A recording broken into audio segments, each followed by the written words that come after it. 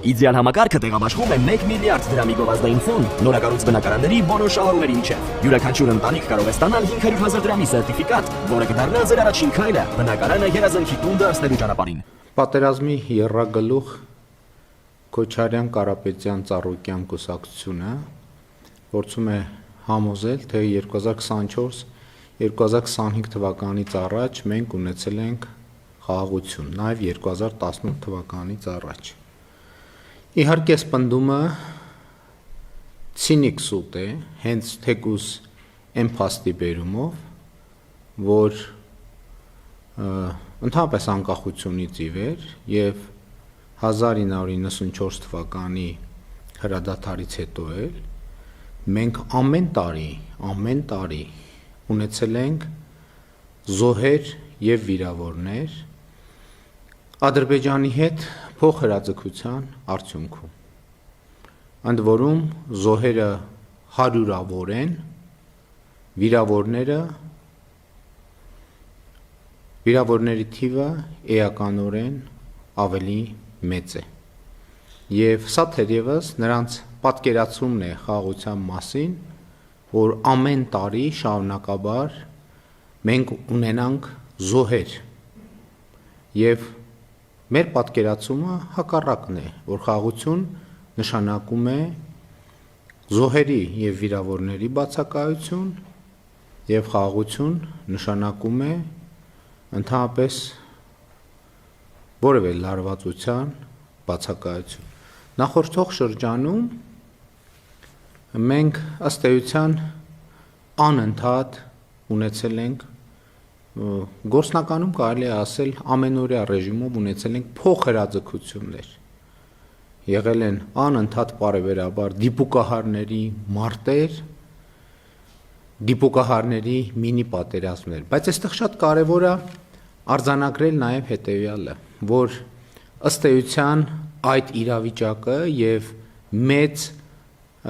պատերազմի հետ հարաբերությունները ինչ են եղել եւ ինչ են նշանակել։ Եվ հետեւաբար իմ ասածը այն է, որ մենք նախորդող շրջանում երբեք չենք ունեցել խաղաղություն, այլ ունեցել ենք պատերազմի հետաձգում։ Չենք ունեցել խաղաղություն, ունեցել ենք պատերազմի հետաձգում։ Եվ կարևոր է արձանագրել նաեւ, թե այնուամենայնիվ ինչպես եւ ինչի հաշվին է եղել պատերազմի հետաձգումը, որովհետեւ դա էլ ըստ էության գին է ունեցել, որով մենք վճարել ենք։ Իսկ պատերազմի հետաձգման համար մենք վճարել ենք Հայաստանի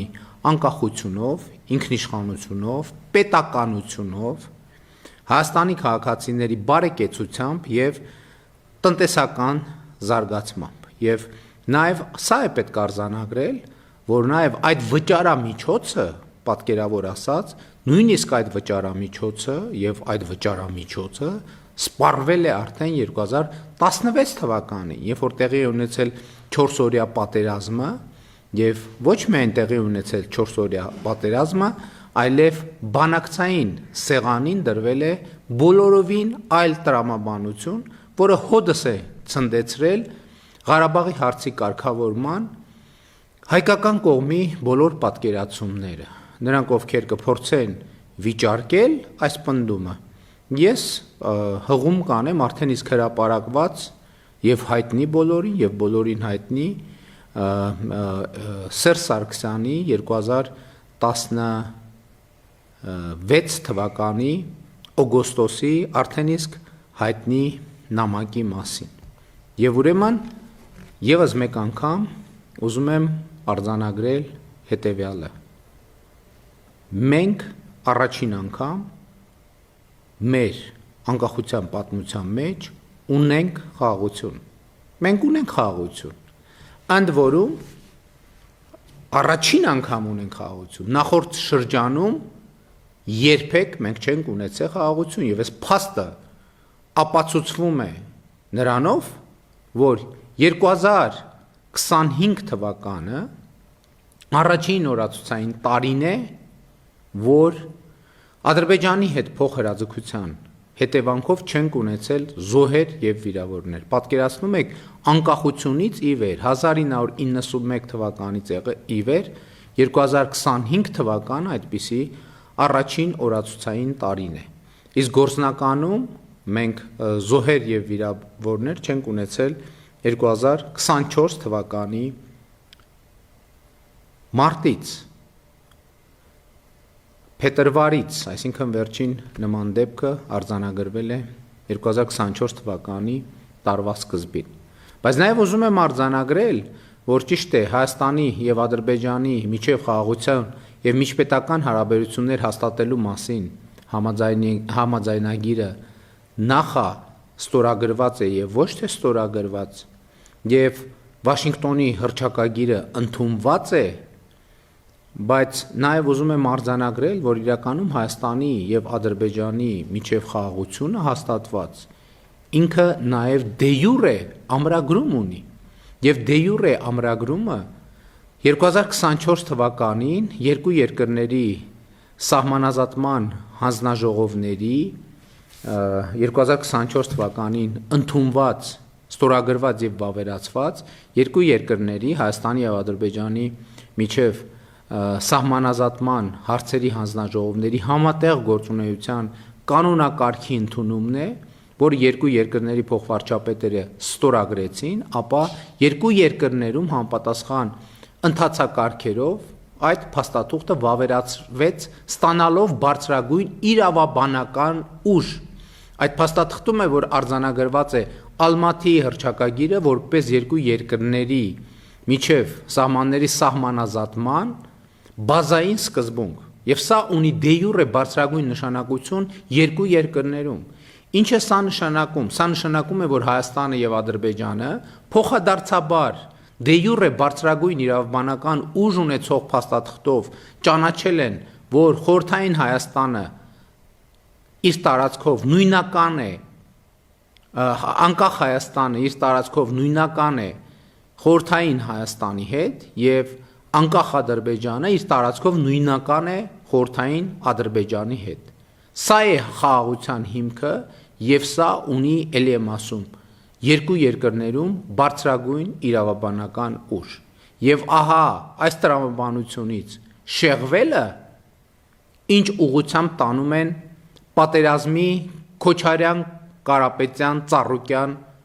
եռագլուխ կուսակցությունը,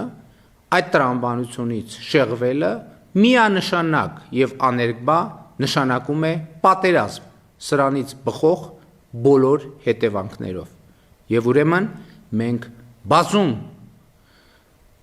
զոհերի եւ զոհողությունների գնով հասել ենք ոչ թե պատերազմի հետաձգման, մենք հասել ենք խաղաղության։ Մեր խոնարհումը մեր բոլոր ընկած եղբայրներին մենք հասել ենք խաղաղության եւ ազատ ժողովրդավարական, զարգացող, բարեկեցիկ, ինքնիշխան Հայաստանը նրանց հիշատակը հարգելու բարձրագույն միջոցն է, դրանից ավելի մեծ գնահատակ նրանց զոհողություններին մենք չենք կարող մատուցել։ Եվ ուրեմն խաղաղությունը այսօր արդեն դե յուրե հաստատված է եւ Հայաստանի Հանրապետության քաղաքացին պետք է տեր կանգնի իր խաղաղությանը, որովհետեւ սա իր խաղաղությունն է, իր ստեղծած խաղաղությունն է, որովհետեւ այդ խաղաղության վրա աշխատել է, այդ արդյունքին հասել է իր ընտրած իշխանությունը եւ իշխանությունը խաղաղություն հաստատելու հարցը համարել է առաջնահերթություն 2021 թվականի արտահերթ խորհրդարանական ընտրություններում ժողովրդի տված պատգամին հավատարիմ մնալով, ժողովրդի ասած խոսքին հասու լինելով, ժողովրդի ասած խոսքը լսելով եւ այն իրականացնելով։ Եվ ուրեմն եկել է ժամանակը, գալիս է ժամանակը, եւ այդ ժամանակը 2026 թվականի հունիսի 7-ն է, որ Հայաստանի Հանրապետության քաղաքացին տեր կանգնի իր խաղաղությանը անկեղծ ասեմ, որևէ կասկած չունեմ, որ Հայաստանի քաղաքացին տեր է կանգնելու իր խաղաղությանը, փառք նահատակներին, կեցցե Հայաստանի Հանրապետությունը եւ սիրում եմ բոլորիդ։